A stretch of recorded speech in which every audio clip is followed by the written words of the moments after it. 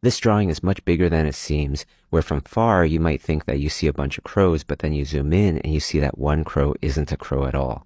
Then you might see that there's a little glowworm on top of its head, but then when we get closer, you can see that it's actually a little fictional creature with an astronaut ant on its back. And if you look at the tiny, tiny little thing that the astronaut is holding, you can see that it's a little atom. But what's a tiny, tiny little atom to us might be bigger than the world to someone else. And if we zoom in to the electron in that atom, we can see that there's a whole other world inside that leads to an observatory, that leads to some amoebas looking out into the distance. Now, what you might not know is that if we back up out of the electron and go into the other electron, we can see that there's a world inside it as well.